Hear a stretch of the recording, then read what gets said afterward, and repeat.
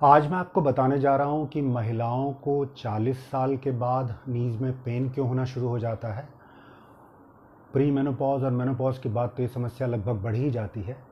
इसका कारण क्या है कि हमारे बॉडी में एस्ट्रोजन हार्मोन होता है, वो कम होता है, धीरे धीरे कम होना शुरू हो जाता है, जिससे क्या होता है कि हमारे बोन्स की डेंसिटी, हमारी मसल्स वीक होना शुरू हो जाती है। अगर हम ये खान पान और योग की ये क्रियाएँ करेंगे तो ये जो हमारी समस्या है धीरे धीरे ठीक हो जाएगी और हमें आजीवन अपने ऑपरेशन कराने की ज़रूरत नहीं पड़ेगी।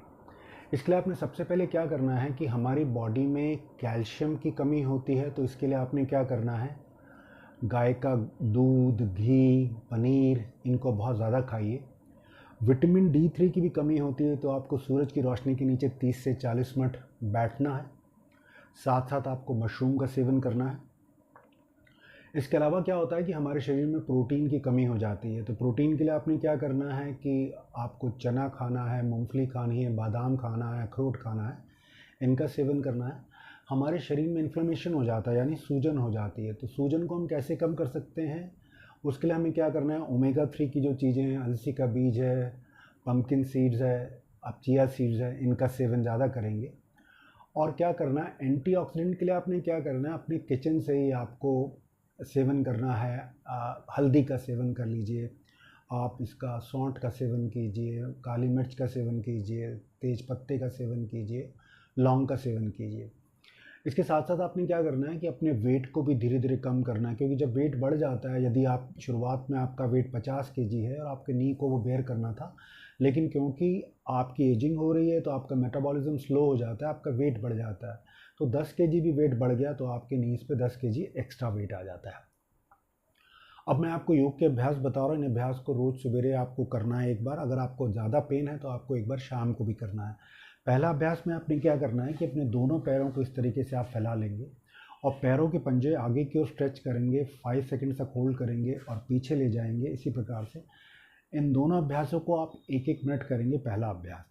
दूसरे अभ्यास में आपने क्या करना है, इस तरीके से दोनों पैरों को मिलाकर आपको रोटेट करना है, कम से कम 1 minute clockwise and 1 minute anti clockwise. तीसरे अभ्यास में आपने क्या करना है, पैरों के पंजों को ग्राउंड पे लगा देना है, यानी अपने अंगूठों को, और इसको होल्ड करना है शुरुआत में 30 सेकंड, धीरे धीरे अभ्यास होने के बाद 1 मिनट करेंगे। अगला अभ्यास में आपने क्या करना है कि दोनों हाथ इस तरह से ज़मीन पर रहेंगे, अपने राइट लेग को उठाएंगे अपने लेफ्ट अंगूठे के बराबर, होल्ड करेंगे 10 काउंट तक, फिर वापस आ जाएंगे। इसी प्रकार से दूसरी ओर से करेंगे, दोनों ओर से 6-6 बार करेंगे। अगले अभ्यास में आप क्या करेंगे, दोनों हाथ इस तरह से रखकर और अपने पैरों को उठाएंगे, इसको 5 सेकंड तक होल्ड करेंगे, फिर वापस आएंगे, इसको भी 5 सेकंड तक होल्ड करेंगे, वापस आएंगे। इन दोनों अभ्यास को भी आपको 1-1 मिनट करना है। उसके अलावा आपने क्या करना है, इस तरीके से अपने पैरों को मोड़ लेंगे और दोनों पैर मिले रहेंगे, घुटने मिले रहेंगे, अपने पैरों के पंजों को ऊपर की ओर उठाएंगे। इसको आप कम से कम शुरुआत में 50 बार करेंगे और इसी प्रकार से अपनी आप हील्स को उठाएंगे, यानी एड़ी को उठाएंगे, इसको भी आप 50 बार करेंगे। ये सारे अभ्यास के साथ साथ आपने क्या करना है, 10 से 12 ग्लास जल का सेवन करना है।